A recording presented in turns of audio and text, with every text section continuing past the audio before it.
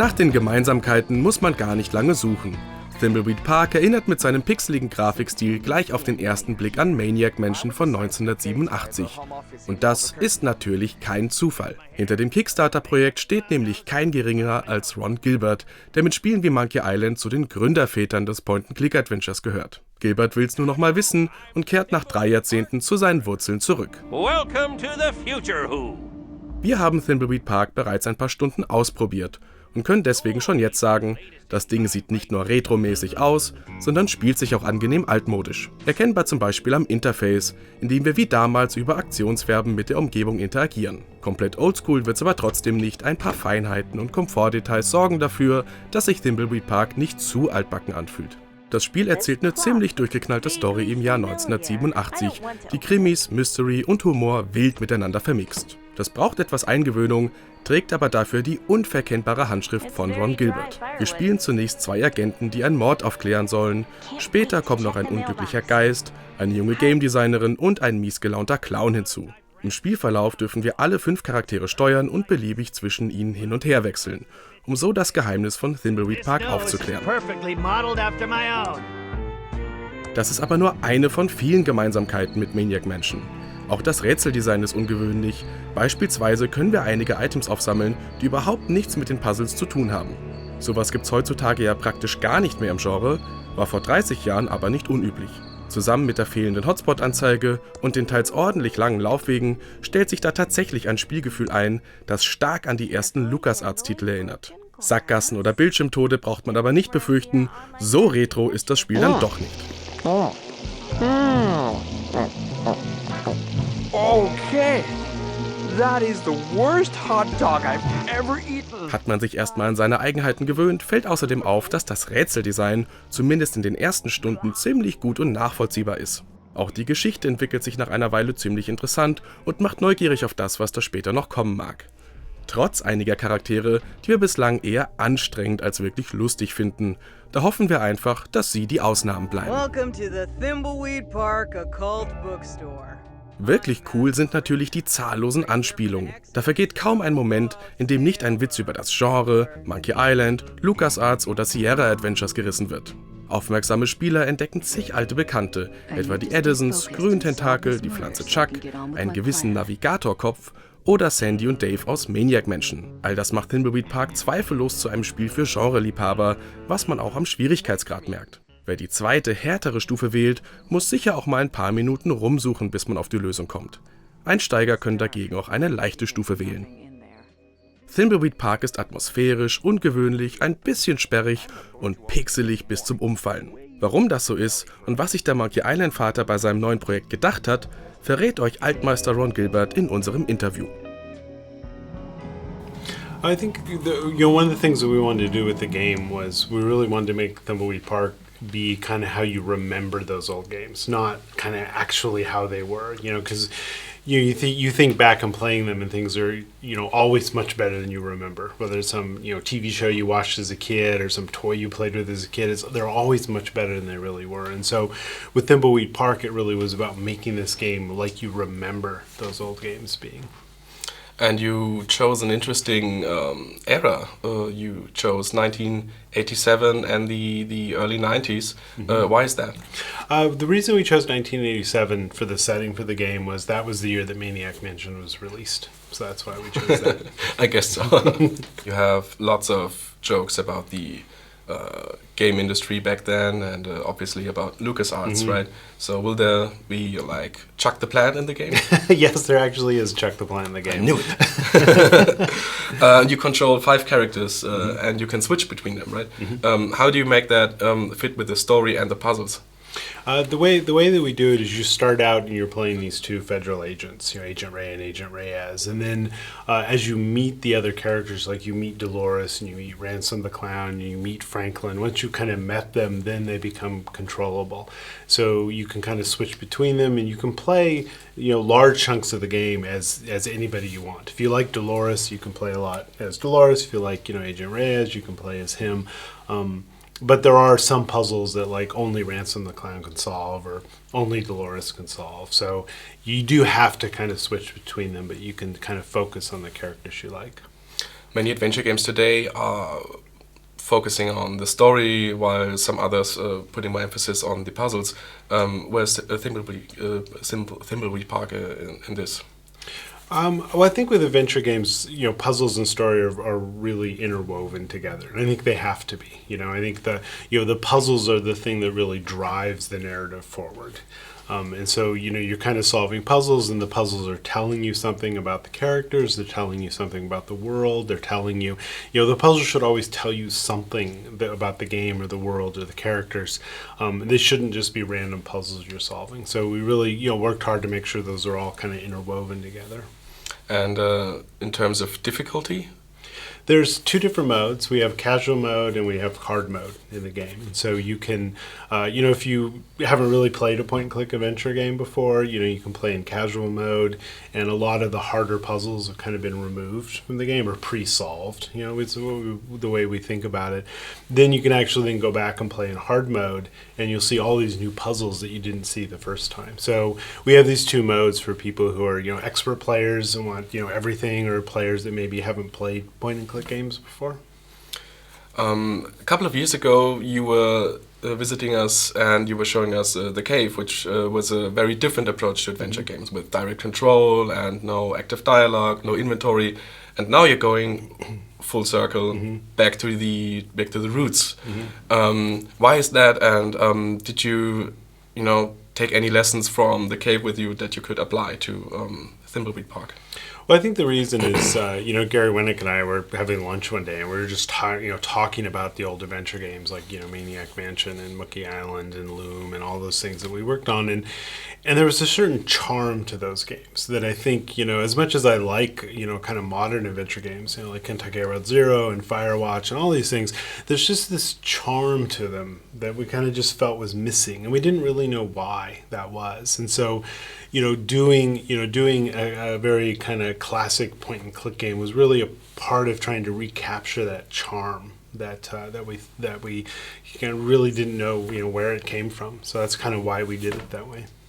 You just mentioned Gary Winnick, and also you have David Fox and Mark Ferrari in your team, which are also guys from the old Lucasfilm games era. How is that working with these people again, and is it different from back in the day, or is it the same? I think it's very much the same. It's like, David and Gary and I worked on, Maniac Mansion, and, there was a certain amount of, camaraderie that we had on that. And, I find that we have the exact same thing, working on Thimbleweed Park. And it's really nice to work with those people. Working with Mark, is probably like one of the, if not the best 8-bit pixel artist I know. Working with all those people has just been wonderful. And it really has, in some ways kind of transported us back, right? So there's kind of the nostalgia, for the players playing the game, but I think there's also the nostalgia for us of making the game, in kind of the same way that we made those games. When you look at the interface, modern adventure games tend to have a left-click action for move and interact, and they have a right-click action for examine, and you bring back the old verb interface. Why is that? I think, again, it's part of capturing that charm, going, well, what was so charming about those games? And maybe it is the user interface, right? I've always liked the verb interface. I like the fact that the verbs are kind of on the screen. You're not, second guessing, right? Because if you look at, games that only really have a use verb, it's like you're never really sure what you're doing to the object. You're just you're poking at it and seeing what it does. And with the verb interface, at least I know I'm opening it, or I'm pushing it, or I'm pulling it. I know what I'm doing to it. And I think that adds kind of a level of puzzle solving to everything with having the verbs. And yet I noticed while playing that you have some modern influences, so it doesn't exactly play like Maniac Mansion and Monkey Island. Could you give a few examples of that?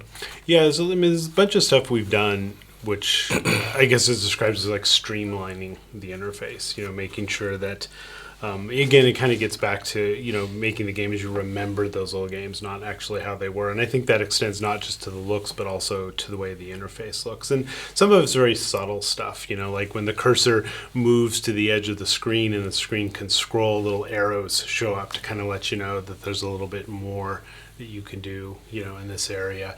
The old, the classic games had, the sentence line was kind of stuck above the verbs, and we moved that to the cursor. So as you're moving the cursor around the screen, you see walk to and pick up right above the cursor.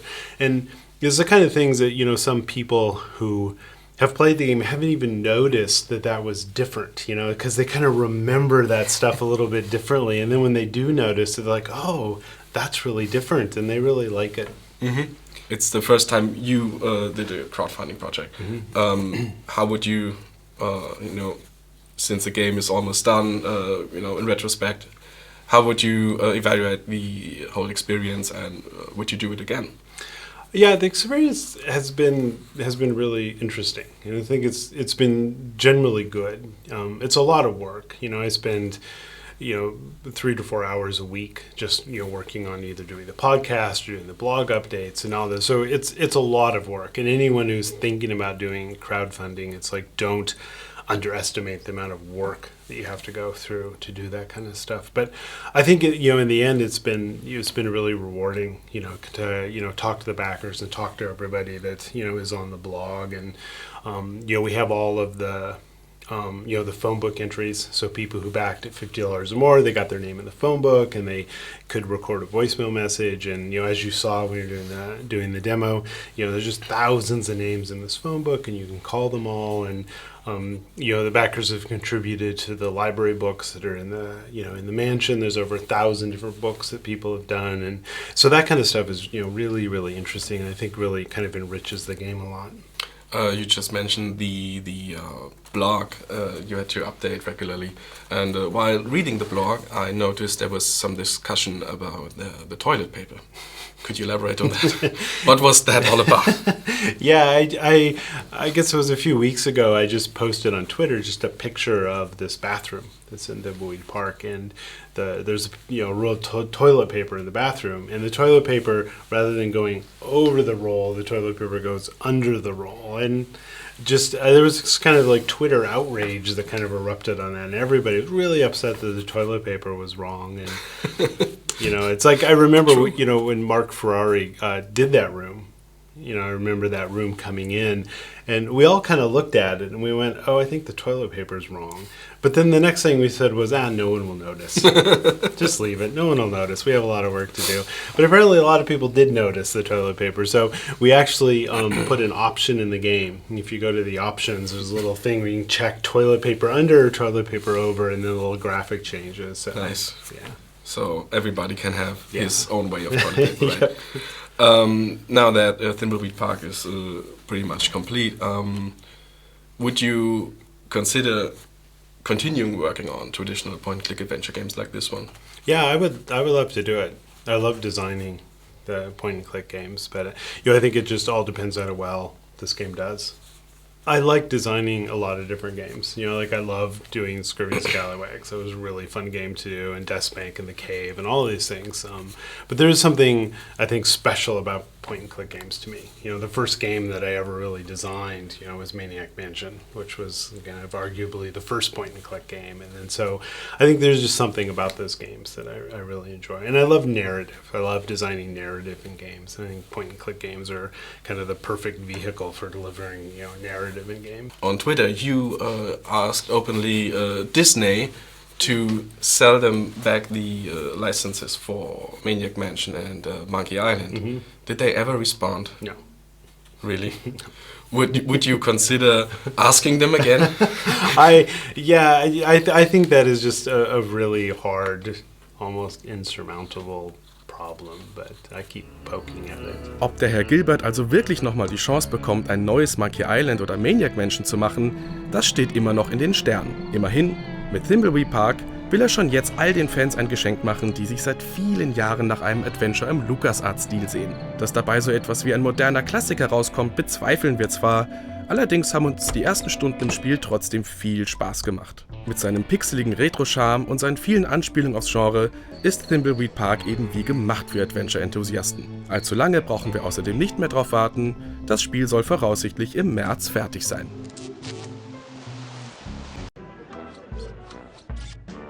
Hey, you, dude with the stupid mustache. You think you look like Magnum P.I.? A 70s porn star called. He wants his mustache back.